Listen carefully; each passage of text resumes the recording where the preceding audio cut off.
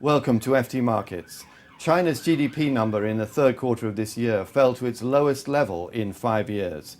With me here to discuss the anatomy of China's slowdown is Halpin of China Confidential, a research service at the Financial Times. Welcome, Raf. If we look at the first chart here, we've got China's annual GDP in the third quarter. Can you explain what's going on? Well, we see the story this year has been one of slower GDP growth in China. But after the slight recovery in Q2, growth has slipped back down to 7.3% in Q3. And I think there are two main reasons why growth deteriorated further in Q3. So first of all, the real estate slowdown. We've seen a sharp fall in home sales since the beginning of this year. That's now beginning to spread to other sectors. As home sales fall, developers cut investment in new projects, normally with a lag of about 6 months.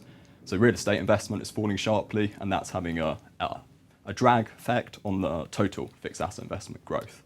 And if we look at the next chart, I think we can probably see some of the impact of these factors. Right, yeah.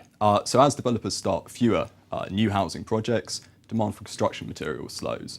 And that's hitting sectors like the steel sector, as well as cement producers. And we can see from this chart, there's been a sharp slowdown in Q3 in cement production.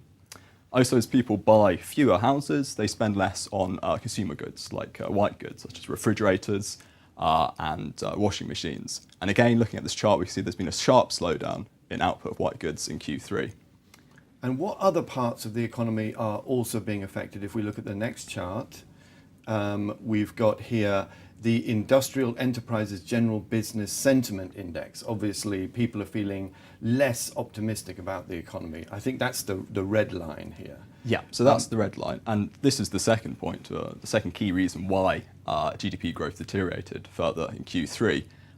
As you can see, as the red line's showing, sentiment in the industrial sector is now at its lowest since the financial crisis. It's now at similar levels to the financial crisis.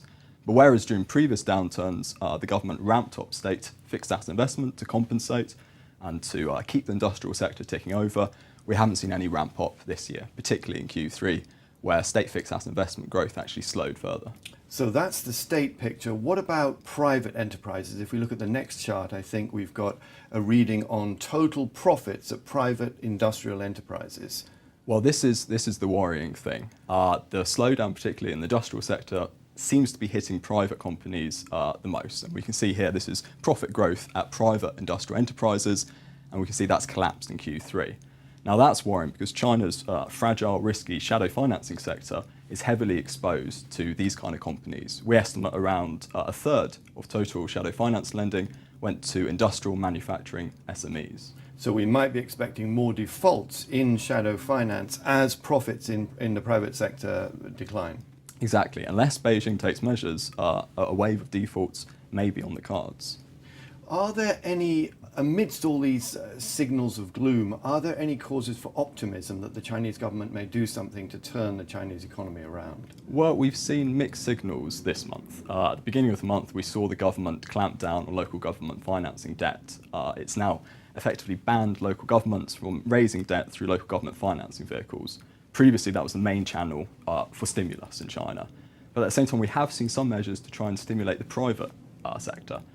So we've seen tax breaks for manufacturers investing in new equipment, and perhaps most significantly, we've seen mortgage rate cuts. Now, if that's extended, we could begin to see an upturn.